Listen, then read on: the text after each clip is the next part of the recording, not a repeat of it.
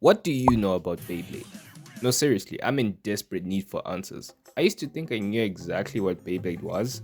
I never really got into the anime, but I've seen the toys online to have a general idea of what it is. And for that reason, I thought it was an anime based purely on kids' toys, because it's an anime about spinning tops. My idea of Beyblade was that it was a Pokemon-esque anime where kids battle it out in tournaments to see who will emerge victorious to become the best Beyblade user. And it partially is about that. But it gets serious. Like intensely serious. The tournaments are only a fragmental part of the whole story. If you try to get into it, you find out that there's several seasons of Beyblade, each with hundreds of episodes per season. It's actually a series filled with rich lore, and you literally have kids fighting wars in order to save the universe. If you've been on the internet, you probably have seen the absurd amounts of clips surrounding the Beyblade universe. Which makes a lot of sense because these kids are gangster. I would not play with them like that. Beyblades hold so much significance in their universe that it's actually canon that the Moses of that universe split the water using a Beyblade. A Beyblade. I was lucky enough to find most of these clips from an account on Instagram called Geek Everyday, whose link I put in the description, of course. And mind you that most of the characters in Beyblades are kids committing war crimes. Now that's peak fiction. At some point you have to forget about the spinning tops in this universe because they don't really matter. For some reason these kids are straight up having Dragon Ball Z type fights in the series. But it even gets crazier than that. In the Beyblade universe, pretty much everyone owns a Beyblade and uses them in their day-to-day lives. Up to a point where the police in that universe use Beyblades to make arrests. They pretty much use them like guns.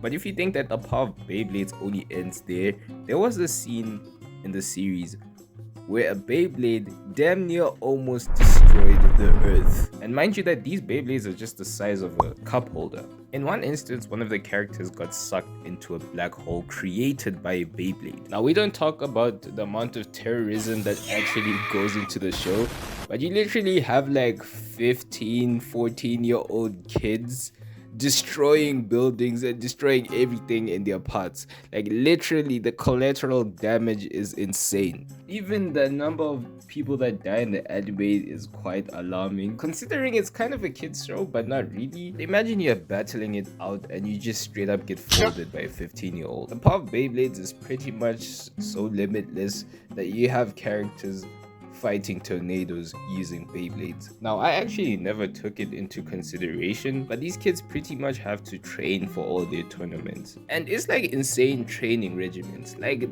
I'm pretty sure there was a 6-year-old in the show who benched about 300 pounds just to beat one person. So pretty much the entire show's power system is based on how strong your spirit is, and pretty much the stronger your physical body is, the stronger your spirit will be. And I'm telling you that these kids are tough. Not only are they lifting absurd amount of weights, but they are training in combat with adults. They're literally fighting grown men. And what's the biggest defense someone had against these kids?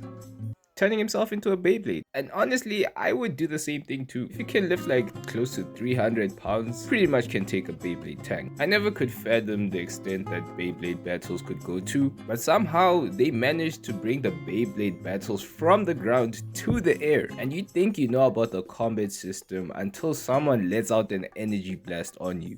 It's not even about Beyblades anymore. Like, tell me why this kid is just going full-blown Super Saiyan. These fights get so serious that they put people in the hospital. These fights get so serious that they make people schizophrenic. Beyblade is so serious that you had an entire floating city supported by one Beyblade. Look, I don't know about you, but it seems like this is something I could really get into. This is peak fiction. This is what the entertainment industry has brought us. And we need to bring back this level of quality back to the industry.